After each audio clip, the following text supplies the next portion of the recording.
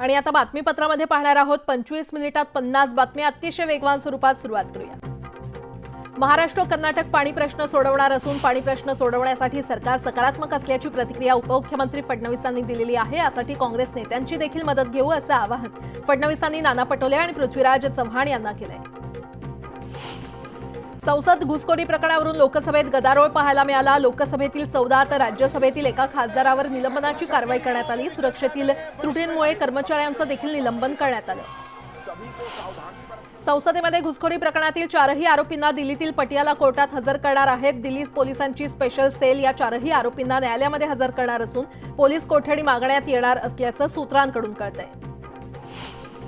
संसद भवन घुसखोरी प्रकरणात लातूर कनेक्शन समोर आलं होतं। लातूरच्या अमोल शिंदे यानं संसद भवन परिसरात स्मोक कॅन्डलचा वापर केला। दरम्यान अमोल शिंदेला कायदेशीर मदत करण्यासाठी ॲडव्होकेट असीम सरोदे पुढे आलेत। संसदेमध्ये असा प्रकार करणं चूकच आहे, मात्र यूएपीए कायदा लावणं हा अतिरेक असल्याची प्रतिक्रिया असीम सरोदे यांनी दिली आहे।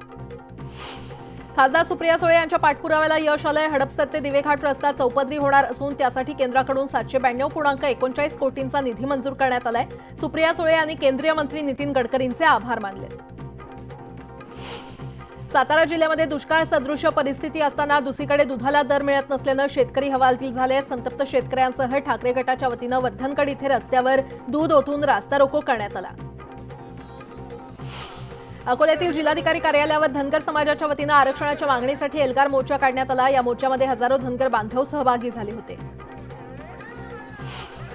राज्यभरातून आरोग्य कंत्राटी कर्मचारी नागपूरच्या विधान भवनावर येऊन मोर्चा धडकलेला आहे त्यांचा आणि कोरोनाच्या कठीण काळात अतिशय अल्प वेतनात सेवा देणाऱ्या या कर्मचाऱ्यांना सेवेमध्ये कायमस्वरूपी समाविष्ट करावं या मागणीसाठी हा मोर्चा काढण्यात आला। कात्रज कोंढवा भागातील प्रलंबित मागण्यांसाठी कात्रज विकास आघाडीच्या नमेश बाबर यांनी आमरण उपोषण सुरू केलंय। तर 3 दिवस झाले तरी प्रशासनानं दखल न घेतल्यानं अखेर गांधीगिरी आंदोलन करण्यात आलं। कात्रज चौकात येणाऱ्या नागरिकांना गुलाबाचं फूल आणि धन्यवाद करण्यात आलं। सरकारी कर्मचाऱ्यांच्या संपाचा सामान्य नागरिकांना फटका बसत असून शासकीय कामानिमित्त कार्यालयामध्ये जाणाऱ्या नागरिकांना मनस्ताप सहन करावा लागला। संपामुळे गोंदियातील सर्व कार्यालयांमध्ये शुकशुकाट पाहायला मिळाला। जुनी पेन्शन योजना लागू करावी या मागणीसाठी सातारा जिल्हा परिषद कर्मचारी संपावर गेल्यानं जिल्हा परिषदेमध्ये शुकशुकाट पाहायला मिळाला। जिल्ह्यातील हजारो कर्मचारी या संपामध्ये सहभागी झाले। वाशिममधील सुमारे 7,500 राज्य कर्मचाऱ्यांनी जुन्या पेन्शनसह इतर 16 मागण्यांसाठी बेमुदत कामबंद आंदोलन सुरू केलंय। आंदोलक कर्मचाऱ्यांनी जिल्हाधिकारी कार्यालयावर मोर्चा काढत निदर्शनं केली।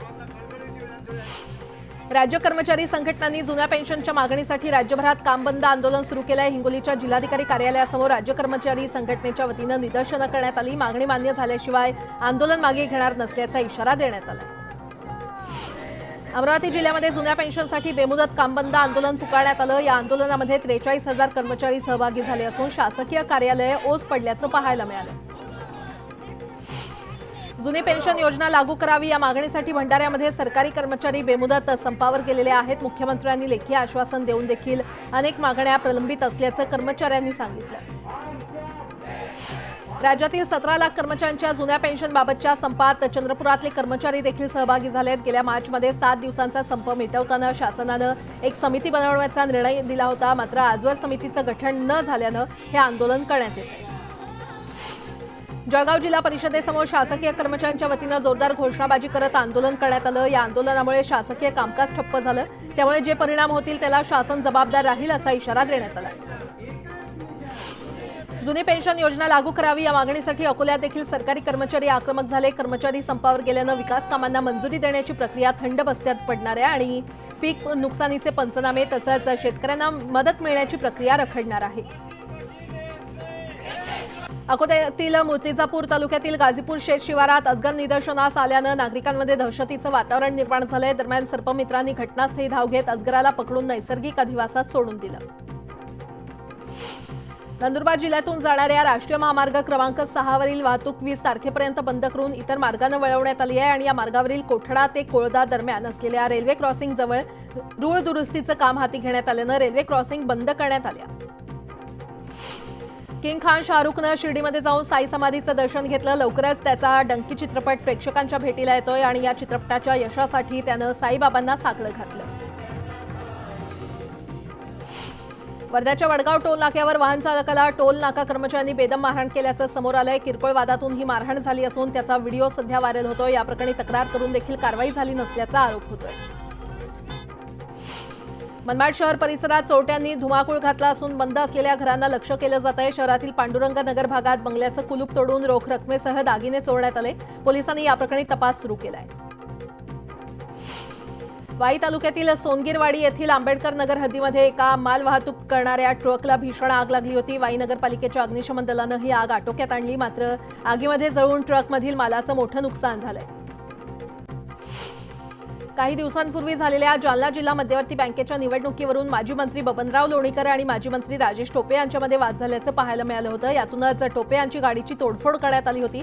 आता या दोन्ही आमदारांची एक तथाकथित ऑडिओ क्लिप व्हायरल होत असून यात एक आमदार शिवीगाळ करताना ऐकायला येतो आणि या तथाकथित ऑडिओ क्लिपची न्यूज 18 लोकमत पुष्टी करत नाही। या देशामध्ये सुरक्षेच्या नावानं बोंबाबोंब असून संसदेवरील हल्ल्यानंतर सरकारची वाचा गेल्याची टीका संजय राऊत यांनी केली। सरकार मुका आणि बधीर झालंय, ते निवडणूक प्रचार आणि शपथविधी यामध्येच व्यस्त आहे। आता जनतेला समजलं असेल की हे सरकार किती तकलादू पायावर उभं आहे, असा टोला देखील त्यांनी यावेळी लगावला। ठाणे लोकसभा मतदारसंघासाठी शिवसेनेनं कंबर कसली आहे। हा मतदारसंघ आमचाच असा दावा करत टेंभी नाक्यावर बैठक घेण्यात आली। यावेळी बूथनुसार नियुक्त्या करत प्रत्येकाला जबाबदारी देण्यात आली। कर्जत जामखेड येथे औद्योगिक क्षेत्रासाठी निश्चित केलेली नीरव मोदी यांची खरं तर माजी मंत्री राम शिंदे यांनी तो आरोप केला होता आणि हा आरोप खोडून काढत हिंमत असल्यास संबंधित जमिनीशी संबंधित सर्व कागदपत्र घेऊन समोरासमोर चर्चा करा, असं आव्हान रोहित पवार यांनी दिलं।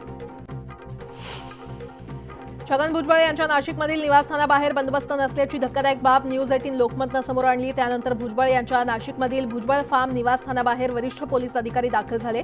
बंदोबस्तावर असलेले कर्मचारी ड्युटीच्या वेळेत कुठे होते याची चौकशी करू, अशी माहिती अधिकाऱ्यांनी दिली। कोल्हापुरात अजित पवार गटात फूट पडण्याची शक्यता निर्माण झाली आहे। जिल्हाध्यक्ष वाय पाटील यांच्या भाजपच्या वाटेवर ते असल्याची सूत्रांची माहिती मिळते। तर बिद्री कारखाना निवडणुकीमध्ये हसन मुश्रीफ यांच्या विरोधात पाटील यांनी पॅनल उभारलं होतं। पाटील यांनी चंद्रकांत पाटील आणि देवेंद्र फडणवीस यांची नागपुरात भेट घेतल्याची माहिती सूत्रांकडून मिळते।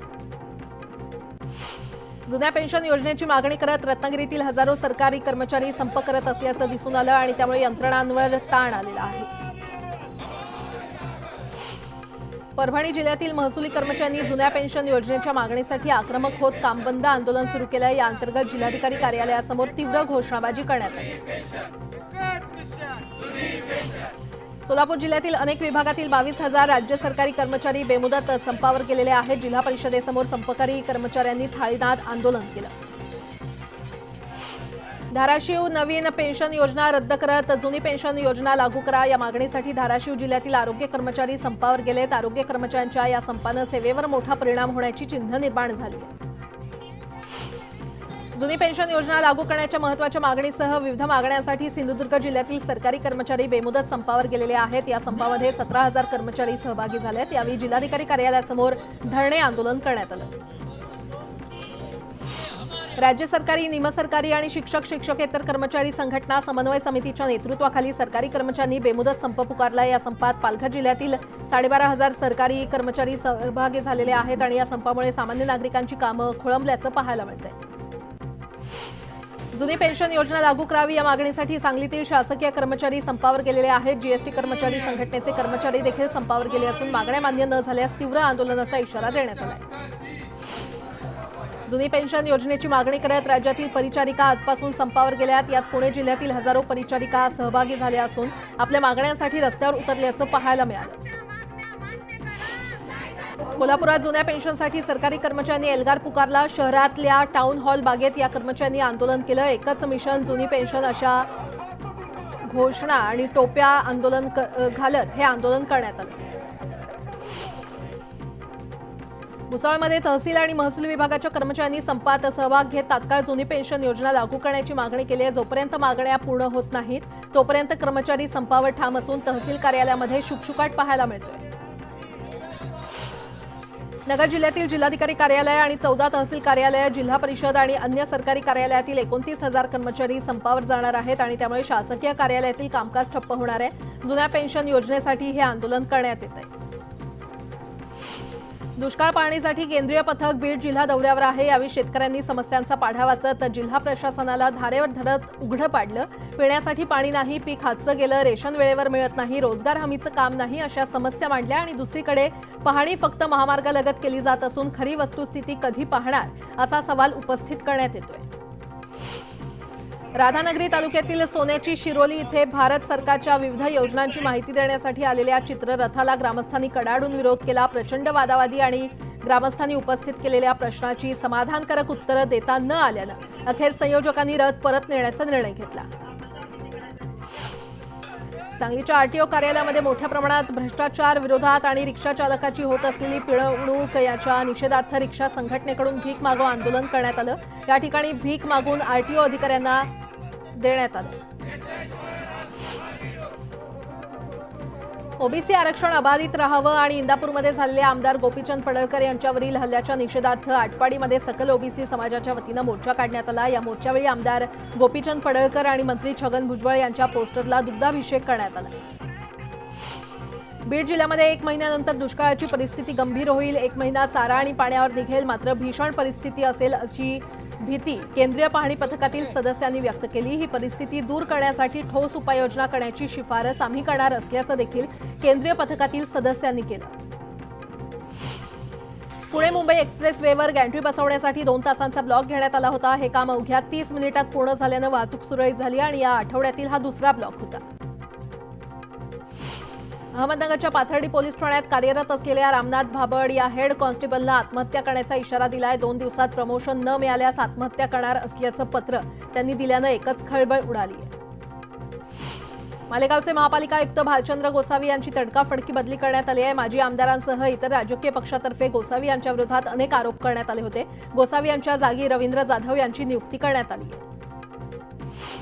दूध उत्पादक शेतकऱ्यांच्या विविध मागण्यांसाठी पंढरपूर कुर्डुवाडी महामार्गावर ठाकरे पक्षाच्या युवा सेनेच्या वतीनं रास्तारोको आंदोलन करण्यात आलं। सरकार दूध उत्पादक शेतकऱ्यांसोबत दुजाभाव करत असल्याचा आरोप यावेळी शेतकऱ्यांनी केला।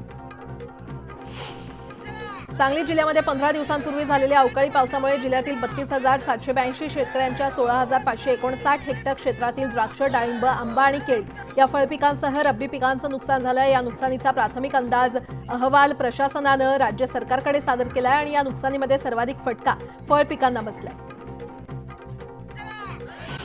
जळगाव